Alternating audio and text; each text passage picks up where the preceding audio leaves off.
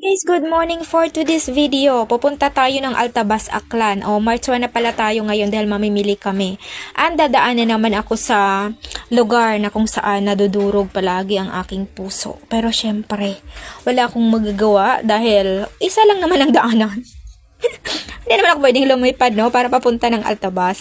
Dahil nga, siyempre, daan naman ako dito. Malapit na rin kasi naman ang birthday ng asawa ko, March 6 kasi yon. Siyempre, bisitahan ko na lang siya sa kaniyang birthday. Andun kasi yan nakalibing sa Aklan, sa Talon.